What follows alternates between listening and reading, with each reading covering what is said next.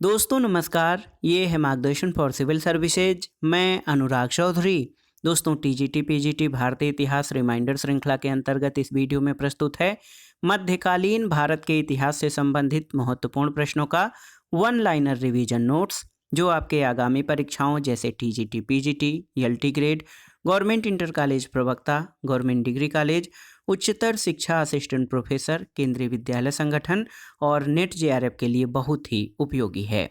इस वीडियो में हम सल्तनत कालीन प्रशासनिक, आर्थिक और कलात्मक गतिविधियों से संबंधित महत्वपूर्ण प्रश्नों को कवर करेंगे। तो आइए शुरू करते हैं आज का वीडियो। मध्यकालीन भारत के अंतर्गत सल्तनत कालीन प्रशासनिक, आर्थिक और कलात्मक गतिविधियों से संबंधित महत्वपूर्ण प्रश्नों का one liner revision notes.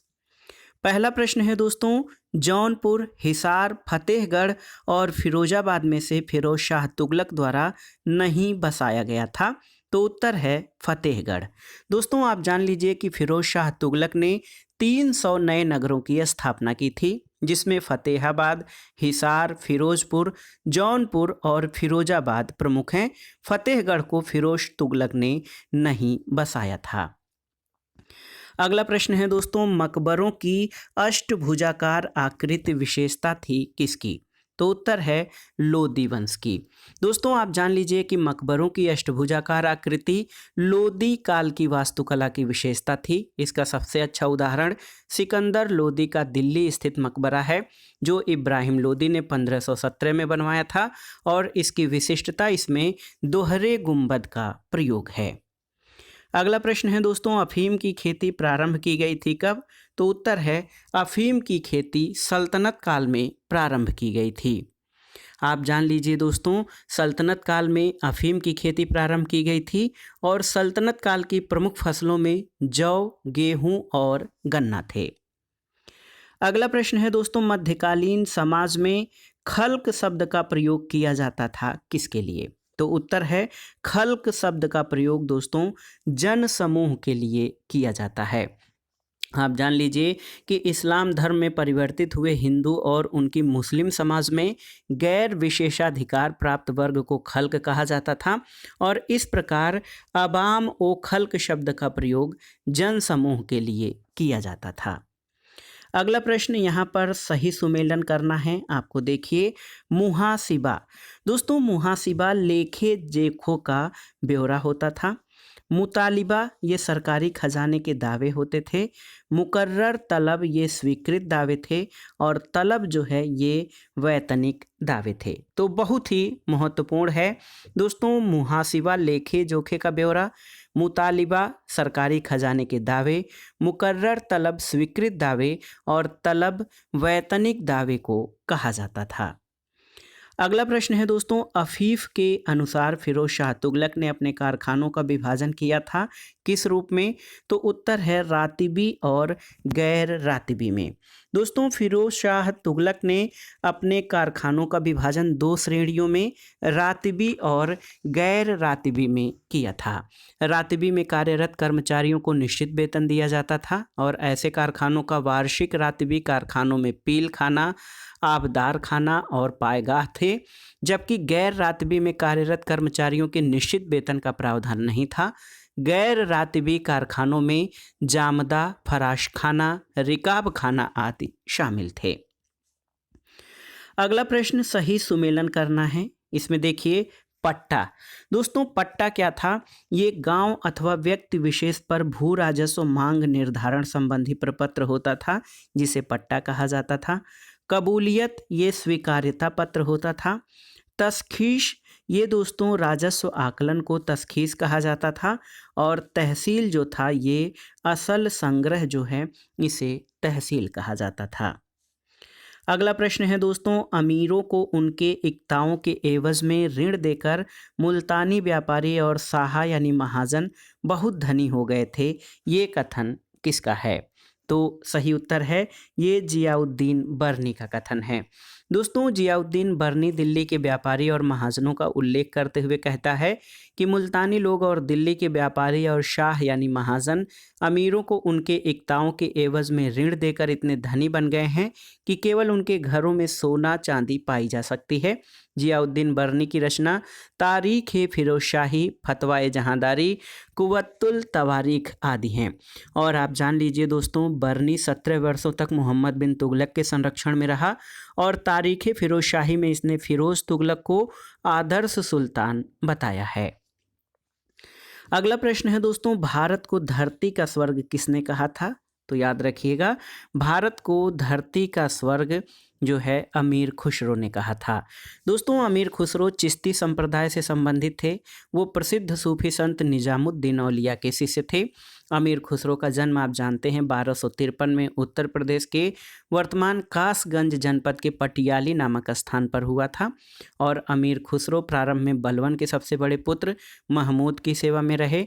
Mahmood की मृत्यु के बाद वे बलवन, कैकूबाद, जलालुद्दीन खिलजी, अलाउद्दीन खिलजी, मुबारक शाह गयासुद्दीन तुगलक और मोहम्मद बिन तुगलक के शासन के अंतर्गत रहे। उनकी प्रमुख कृतियों में मिफ्ता उल फतूह, खजाइन उल फतूह, नूर सिपहर और तुगलकनामा प्रसिद्ध हैं। अगला प्रश्न है दोस्तों, अमीर खुसरो संबंधित थे किससे? तो अमीर खुसरो चिश्ती संप्रदाय से संबंधित थे। अगला प्रश्न है दोस्तों, फिरोज शाह तुगलक की नहर योजना का विस्तृत विवरण मिलता है कहाँ पर? तो उत्तर है तारीख ए फिरोज शाही नामक ग्रंथ में दोस्तों फिरोज शाह तुगलक की नहर योजना का विस्तृत विवरण मिलता है। आप जान लीजिए, तारीख ए फिरोज शाही की रचना शम्स ए सिराज ने की थी और अपनी पुस्तक में उसने फिरोज शाह तुगलक के शासनकाल का विस्तृत वर्णन दिया है। इस पुस्तक में कुल 11 अध्याय हैं, जिसमें से 6ठा अध्याय नहरों के निर्माण से संबंधित है। अगला प्रश्न है दोस्तों, हुमायूं ने अमीर ए अखबार की उपाधि किसे प्रदान की थी?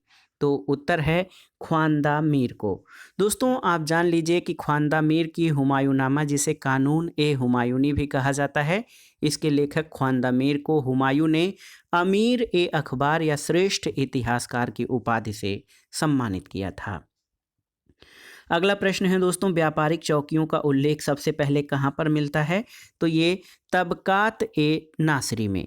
दोस्तों सल्तनत काल में देश के भीतर अनेक स्थानों पर व्यापारिक वस्तुओं पर कर प्राप्त करने के लिए चौकियां स्थापित की गई थीं और सबसे पहले मिन्हास उस सिराज के ग्रंथ तबकात ए नासरी में इस प्रकार की चौकियों का उल्लेख मिलता है। अगला प्रश्न है दोस्तों, अमीर खुसरो ने आशिका लिखी थी किसके आदेश पर? तो याद रखिएगा, खिज्र खां के आदेश पर। आप जान लीजिए दोस्तों, अमीर खुसरो ने अपनी रचना आशिका खिज्र खां के आदेश पर लिखा था और इसमें अमीर खुसरो ने अलाउद्दीन खिलजी के पुत्र खिज्र खां और गुजरात के शासक कर्ण की पुत्री देवल देवी की प्रेम कथा का वर्णन किया है। अगला प्रश्न है, सल्तनत काल में अमीर हाजिब पदाधिकारी था किसके लिए? तो याद रखिएगा, अमीर हाजिब दरबार के शिष्टाचार को कार्यान्वित करने और इसके वैभव को बनाए रखने वाला अधिकारी था। अगला प्रश्न है, मदरसा ए मुइजी को स्थापित करवाया था किसने? तो उत्तर है इल्तुतमिश ने। दोस्तों इल्तुतमिश ने मदरसा ए मुइजी को स्थापित करवाया था।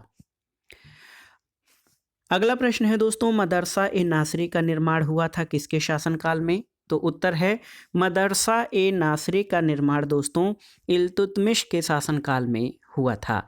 और आप जान लीजिए कि ये जानकारी तबकात नासरी के लेखक मिन्हास उस सिराज ने दी है और इल्तुतमिश ने मोहम्मद गोरी के नाम पर दिल्ली में मदरसा ए मुइजी और अपने ज्येष्ठ पुत्र नसीरुद्दीन महमूद के नाम पर मदरसा ए नासरी स्थापित करवाया और उसने मिन्हास उस सिराज को मदरसे का प्रधानाचार्य नियुक्त किया था।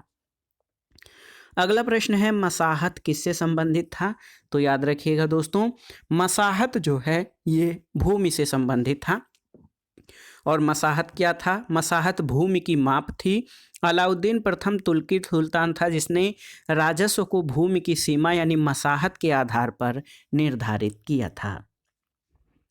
अगला प्रश्न है दोस्तों, some aspects of Muslim administration के लेखक कौन हैं? तो उत्तर है आर.पी. त्रिपाठी। दोस्तों ये आर.पी. त्रिपाठी यानी राम प्रसाद त्रिपाठी की रचना है some aspects of Muslim administration.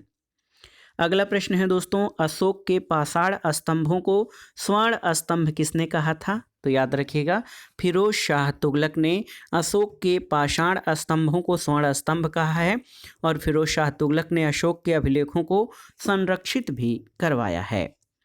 अगला प्रश्न है, दिल्ली सल्तनत द्वारा संरक्षण में दी गई भाषा कौन थी?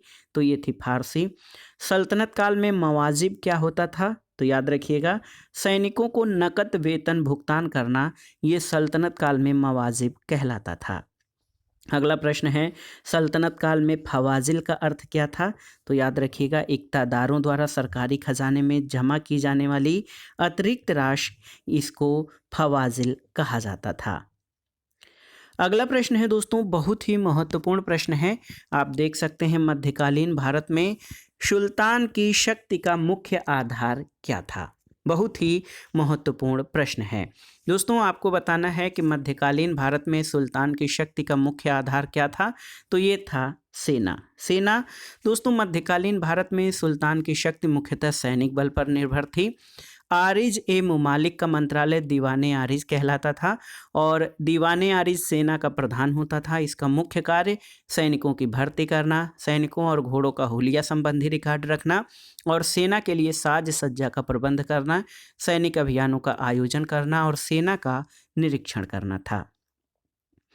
अगला प्रश्न है दोस्तों, सल्तनत काल में दीवाने वक्फ विभाग संबंधित था किससे? तो उत्तर है व्यय कागजात की देखभाल करने से। दोस्तों सल्तनत काल में दीवाने वक्फ विभाग व्यय कागजात की देखभाल करने से संबंधित था। अगला प्रश्न है, सल्तनत काल में मुख्य न्यायाधीश को क्या कहा जाता था?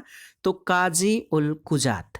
दोस्तों सल्तनत काल में मुख्य न्यायाधीश को काजी उल कजात के नाम से जाना जाता था और प्रायः काजी उल कजात और सद्र उस सुदूर यानी धर्म विभाग का प्रधान जो है, एक ही व्यक्ति को ये दोनों ही पद प्रदान किए जाते थे। अगला प्रश्न है, सल्तनत युग में मजलिस ए खलवत क्या थी? तो उत्तर है सुल्तान की एक परामर्शदात्री संस्था थी मजलिस ए खलवत। अगला प्रश्न है दोस्तों, तारीख़े मुबारक शाही का लेखक कौन था? आपको बताना है। बहुत ही महत्वपूर्ण प्रश्न है दोस्तों, तारीख़े मुबारक शाही का लेखक कौन था? तो उत्तर है याहिया बिन अहमद सरहिंदी।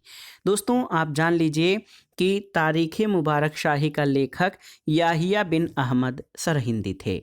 दीवाने इंशा किससे संबंधित है?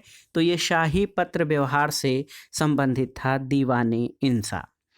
अगला प्रश्न है दोस्तों, सल्तनत काल में उत्तराधिकार का सामान्य नियम क्या था? तो अमीरों के मंतव्य और गद्दी के लिए दावेदार व्यक्ति की अपनी शक्ति और क्षमता या योग्यता, ये सल्तनत काल में उत्तराधिकार का सामान्य नियम था।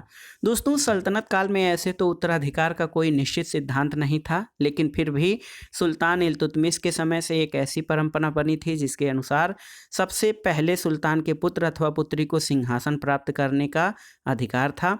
सुल्तान को अपने बच्चों में से किसी को भी अपना उत्तराधिकारी नियुक्त करने का अधिकार था, चाहे वो स्त्री हो अथवा पुरुष। तो आप जान लीजिए दोस्तों, शाहजादों के सिंहासन पर बैठने और शासन करने के प्रयोग असफल हुए। इससे ये निष्कर्ष निकला कि पैतृक अधिकार को उसी समय स्वीकार किया जाए जबकि उत्तराधिकारी योग्य हो, और अयोग्य उत्तराधिकारी होने की स्थिति में सरदारों ने सुल्तान को चुनने की प्रणाली का प्रयोग किया। इसके अतिरिक्त तलवार की शक्ति भी सिंहासन के अधिकार को निश्चित करती थी। अगला प्रश्न है, सल्तनत काल में वकील ए दर कौन था? तो ये शाही गृहस्थी से संबद्ध अधिकारी। दोस्तों सल्तनत काल में वकील ए दर ये शाही गृहस्थी से संबद्ध अधिकारी होता था। अगला प्रश्न है दोस्तों, अमीर ए बहर कौन था? तो याद रखिएगा, जल बेड़े का प्रधान अधिकारी जो है अमीर ए बहर था। जवाबित क्या थे? तो दोस्तों जवाबित जो है ये राज्य कानूनों को जो है जवाबित कहा जाता था। बहुत ही महत्वपूर्ण प्रश्न है दोस्तों कि जवाबित क्या था। तो आप जान लीजिए कि शरीयत के अतिरिक्त सुल्तानों द्वारा स्वतंत्र रूप से कानून बनाए जाते थे जिन्हें जब्ता या जवाबित कहा जाता था, और ये राजकीय कानून था जिसे सभी को मानना अनिवार्य था। अगला प्रश्न है दोस्तों, शर्ब कर लागू होता था किस पर? तो याद रखिएगा, जल आपूर्ति बनाए रखने पर शर्ब कर लागू होता था। और आप जान लीजिए कि फिरोज तुगलक ने कुरान के नियमों को दृष्टि में रखकर कर निर्धारण किया। उसने कुरान में अनुमोदित 4 कर लगाने की अनुमति दी: खराज, जजिया, खुम्स और जकात। धार्मिक नियमों के विद्वान से परामर्श कर उसने खेतों की उपज में 10% की दर से सिंचाई कर यानी शर्ब भी लगाया था। अगला प्रश्न है दोस्तों, दारुल हरब क्या था? आपको बताना है। तो उत्तर है, दारुल हरब हिंदू राज्य क्षेत्र था और ऐसे देश अथवा ऐसे स्थान जहां शरीयत कानून लागू नहीं होता था, जहां अन्य आस्थाओं और अल्लाह को नहीं मानने वाले लोगों का बहुमत हो, यानी गैर इस्लामिक देश।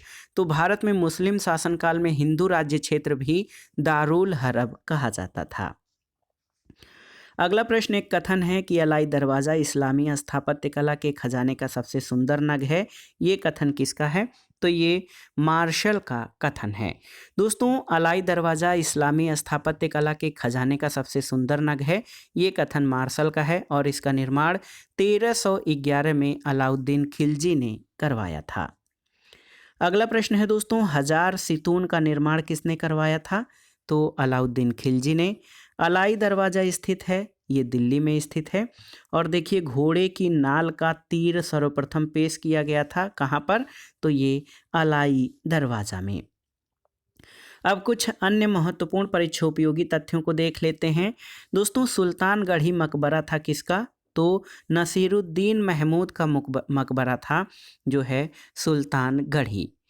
अगला प्रश्न है दोस्तों, देखिए, सुल्तानगढ़ी मकबरे का निर्माण किसने करवाया था?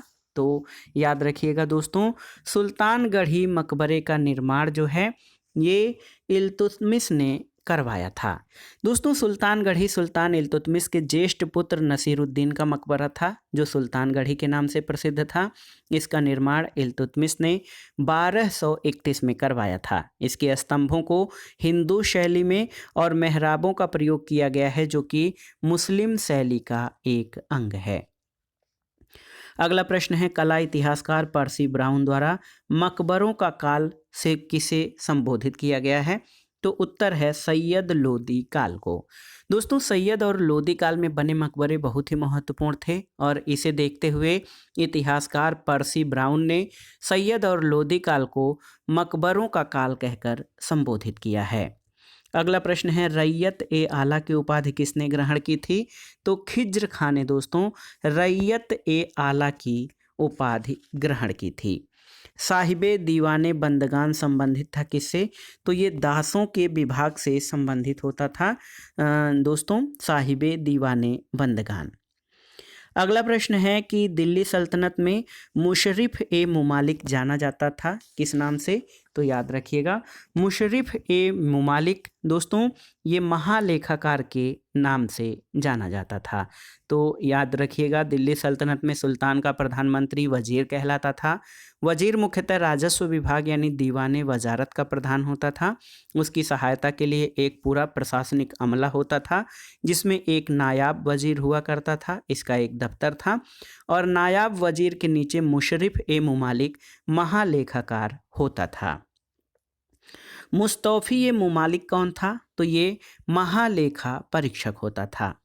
अगला प्रश्न है, निजामुल मुल्क को वकील मुतलक का पद प्रदान किसने किया था? तो याद रखिएगा, मोहम्मद शाह ने। और अपने युग का अरस्तू, देखिए दोस्तों बहुत ही महत्वपूर्ण प्रश्न है, अपने युग का अरस्तू किसे कहा जाता है? तो उत्तर है मोहम्मद बिन तुगलक को। दोस्तों, दिल्ली के सभी सुल्तानों में मोहम्मद बिन तुगलक, जिसका शासनकाल 1325 से 1351 रहा, ये सबसे अधिक विद्वान और शिक्षित शासक था। वो खगोल शास्त्र, गणित, आयुर्विज्ञान, भौतिक शास्त्र, तर्कशास्त्र, दर्शन शास्त्र, अरबी, फारसी सहित अनेक विधाओं में निपुण था। इन्हीं विद्वत्ता के कारण वो अपने युग का अरस्तू कहा जाता है। अगला प्रश्न है, अबुल हसन यामिनुद्दीन नाम था किसका? तो याद रखिएगा, अमीर खुसरो का जो वास्तविक नाम था यानी बचपन का नाम अबुल हसन यामिनुद्दीन था। वो 14वीं शताब्दी के लगभग दिल्ली के निकट रहने वाले एक प्रमुख कवि, शायर, गायक और संगीतकार थे। और खुसरो का जन्म उत्तर प्रदेश के कासगंज जिला के पटियाली ग्राम में हुआ था। अगला प्रश्न है नानकार और बंध क्या हैं? तो ये लगान मुक्त भूमि, ये नानकार और बंध थे।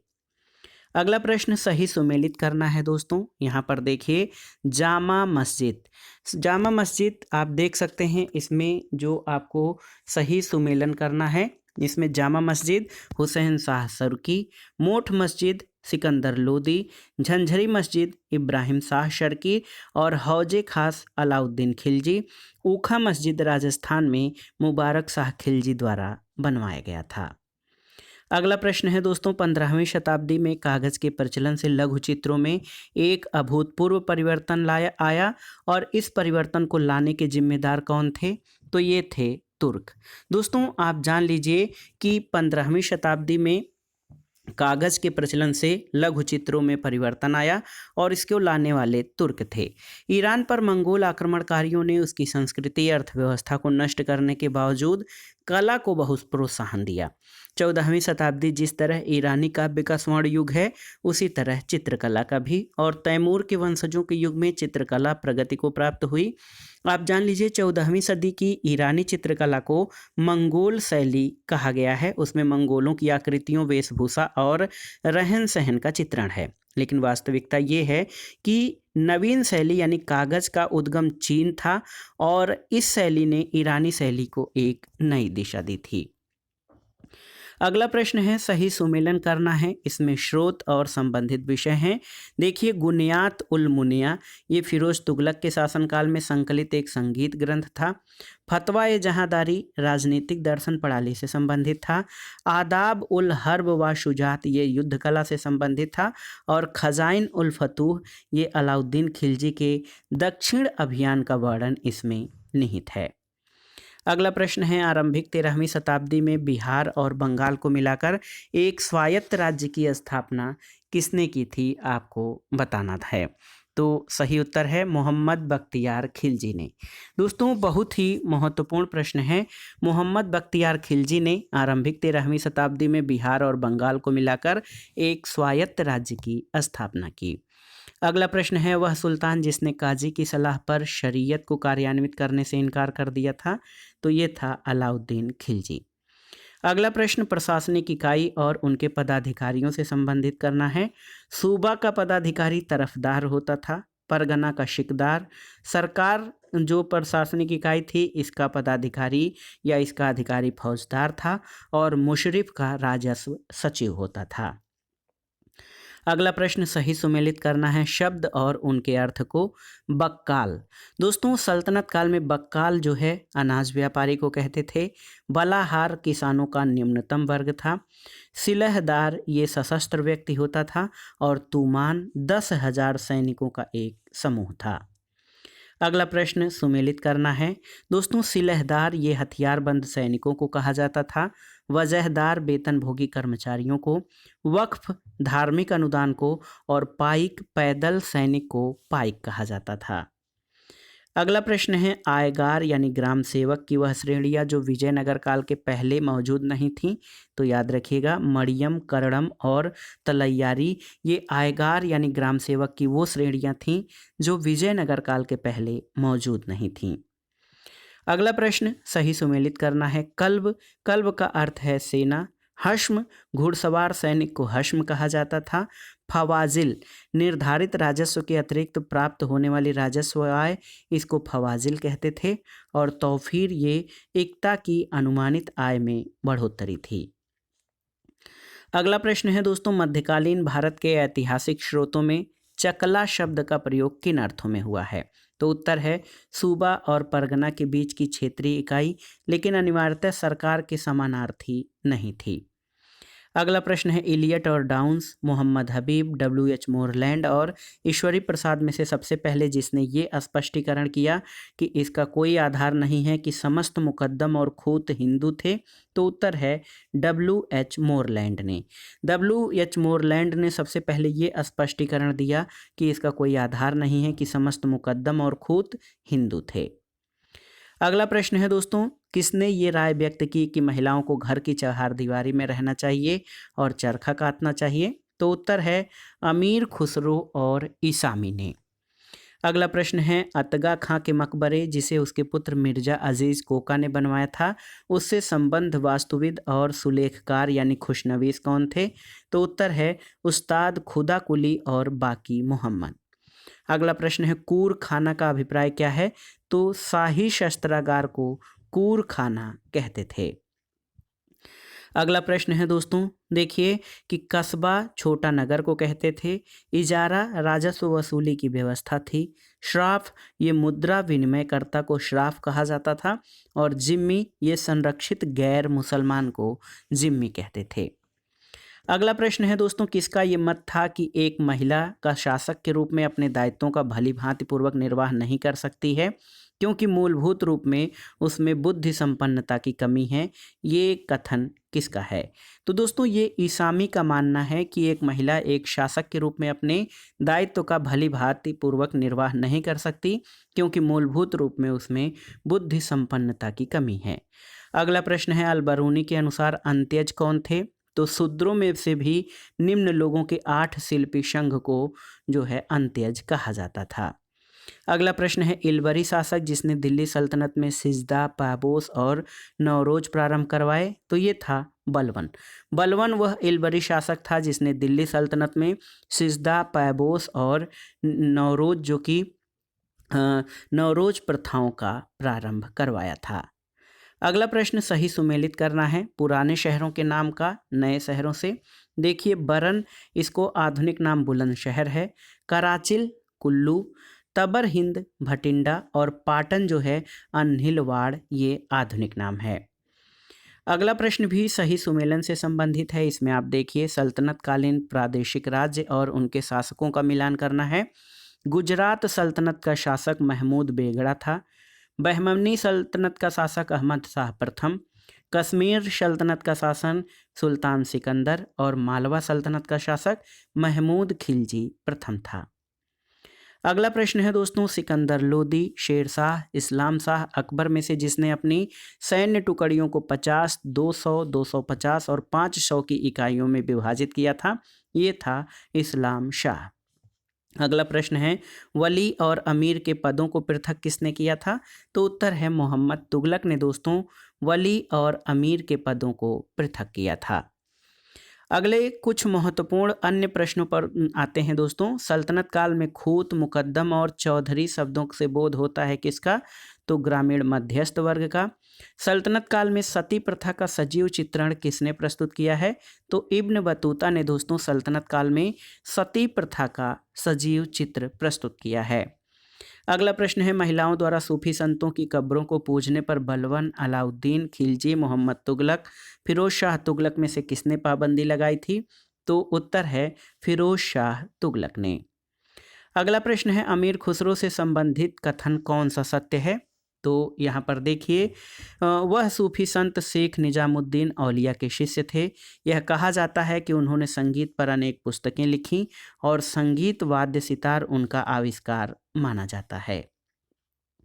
अगला प्रश्न है दिल्ली का वह सुल्तान जिसने कुतुब मीनार की मरम्मत करवाई थी, परित्यक्त हौज खास की सफाई करवाई और उसके किनारे पर एक आकर्षक मदरसे का निर्माण करवाया था? तो उत्तर है फिरोज शाह तुगलक ने। अगला प्रश्न है दोस्तों देखिए जियाउद्दीन बर्नी, शम्स ए सिराज अफीफ, इब्न बतूता, याहिया बिन अहमद सरहिंदी लेखकों में से जिसका ये दावा है कि मोहम्मद बिन तुगलक ने फिरोज शाह को अपना उत्तराधिकारी चुना था? तो उत्तर है जियाउद्दीन बर्नी ने। कुछ अन्य महत्वपूर्ण परीक्षोपयोगी प्रश्नों को देख लेते हैं। दोस्तों देखिए मनोवैज्ञानिक इतिहास का उपयोग करते हुए जिसने ये सिद्ध किया कि मोहम्मद बिन तुगलक पागल नहीं था, जैसा कि पहली बार एल्फिंस्टन ने कहा था? तो उत्तर है ईश्वरी प्रसाद ने। और आप जानते हैं दोस्तों कि मोहम्मद बिन तुगलक सल्तनत काल का सर्वाधिक शिक्षित और पढ़ा लिखा सुल्तान था। और मनोवैज्ञानिक इतिहास का उपयोग करते हुए जो है ईश्वरी प्रसाद ने ये सिद्ध किया कि मोहम्मद बिन तुगलक पागल नहीं था।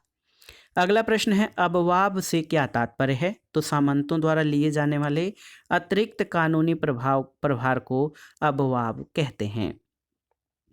अगला प्रश्न है दोस्तों दिल्ली के नगरों की स्थापना का सही कालक्रम क्या है? आपको बताना है। तो उत्तर है सीरी, खिजराबाद, तुगलकाबाद और जहांपनाह। ये दिल्ली की नगरों की स्थापना का सही क्रम है। अगला प्रश्न है अमीर खुसरो के किरानुशादैन, नूर सिपहिर, आशिका और खजाइन उल फुतूह में से कौन सी रचना गद्य में है? तो याद रखिएगा खजाइन उल फुतूह अमीर खुसरो की रचना है जो कि गद्य में लिखित है। अगला प्रश्न है दोस्तों, भारतीय इस्लामिक वास्तुकला में दोहरे गुंबद का प्रयोग किया जाता था, किसके लिए? तो भवन के अंदर ठंडक बनाए रखने के लिए दोहरे गुंबद का प्रयोग किया जाता था। अगला प्रश्न है दोस्तों, भारत में तसव्वुफ का मुख्य योगदान क्या है? तो उत्तर है मानवता की सेवा। अगला प्रश्न है, मोहम्मद तुगलक के शासन क्षेत्र के लिए हिंद और सिंध शब्द का प्रयोग सबसे पहले किसने किया था? तो उत्तर है इब्न बतूता ने। दोस्तों, इब्न बतूता ने मोहम्मद तुगलक के शासन क्षेत्र के लिए हिंद और सिंध शब्द का प्रयोग किया था। अगला प्रश्न है, तुर्कान चिहलगानी का उल्लेख सबसे पहले किया गया है किसमें? तो फुतूह अस-सलातीन में सबसे पहले तुर्कान चिहलगानी का प्रयोग किया गया है जो 40 तुर्क अमीरों का समूह था। अगला प्रश्न है, दीवान खालसा जिस कार्य को देखने के लिए जिम्मेदार था? तो उत्तर है राज्य के सीधे नियंत्रण में आने वाली भूमि दीवान खालसा के नियंत्रण में होती थी।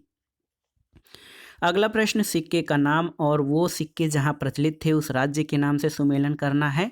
देखिए, महमूदी सिक्के ये गुजरात सल्तनत में, रुपया सूर राज्य में, पगोड़ा विजयनगर में और टंका दिल्ली सल्तनत में चलता था। अगला प्रश्न है दोस्तों, सुमेलन करना है। माल गुजार क्या होता था? तो ये भूमिधारक या प्राथमिक जमींदार को माल गुजार कहते थे। मुफ्ती, तो ये मुफ्ती मुस्लिम विद्वान जो धार्मिक नियमों के विशेषज्ञ होते थे उनको मुफ्ती कहते थे। अंजुमन यानी स्थानीय मुस्लिम संस्था को अंजुमन कहते थे। खानजाद, आनुवांशिक मुस्लिम अभिजात या एलीट क्लास को खानजाद कहा जाता था।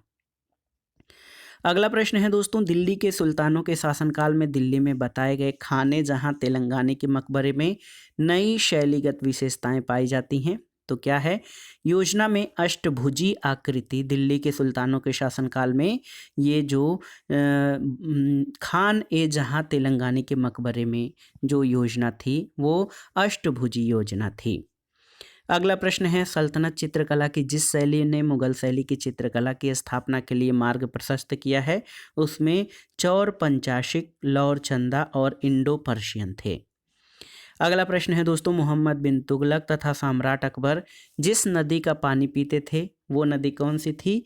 तो ये है गंगा नदी। आप जान लीजिए, तुगलक वंश के शासक मोहम्मद बिन तुगलक और सम्राट अकबर गंगा नदी का पानी पीते थे।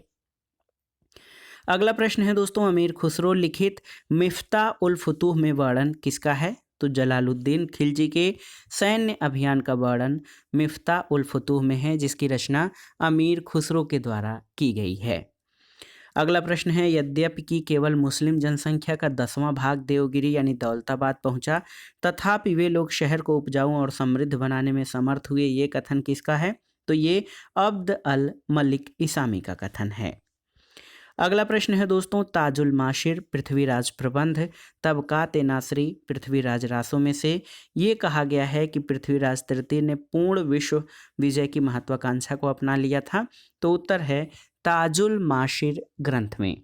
आप जान लीजिए, ताजुल माशिर में दोस्तों ये कहा गया था कि बहुत ही महत्वपूर्ण प्रश्न है। आप देख सकते हैं दोस्तों कि ताजुल मासिर नामक ग्रंथ में पृथ्वीराज तृतीय या पृथ्वीराज चौहान के बारे में कहा गया था कि उसने पूर्ण विश्व विजय की महत्वाकांक्षा को अपना लिया था।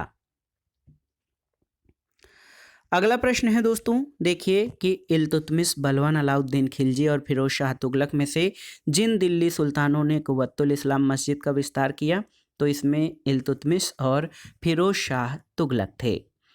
अगला प्रश्न है, बलवन, जलालुद्दीन खिलजी, गयासुद्दीन तुगलक और फिरोज शाह तुगलक में से किसने इस नीति का समर्थन किया है कि खराज को वसूलने में मध्यम मार्ग को अपनाएं?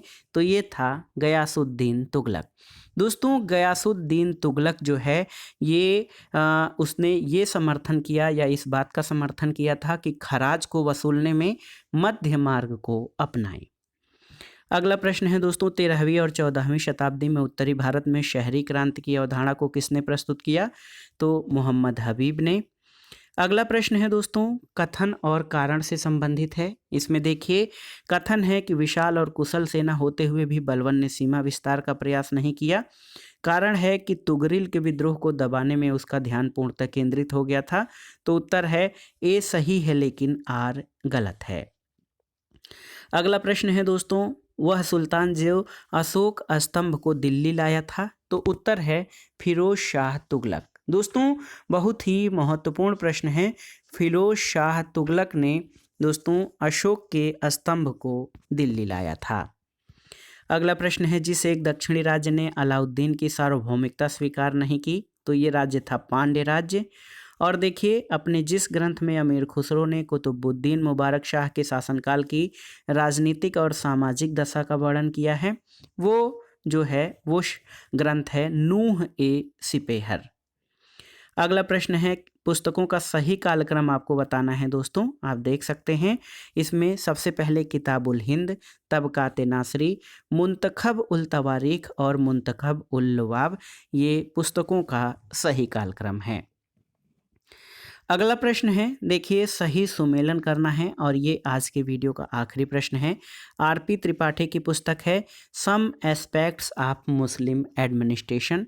ईश्वरी प्रसाद, दोस्तों ईश्वरी प्रसाद की पुस्तक है हिस्ट्री ऑफ कर्नाटक्स। के एस लाल की पुस्तक है ट्विलाइट ऑफ द दिल्ली सल्तनत। और आगा मेहदी हुसैन की पुस्तक है तुगलक डायनेस्टी।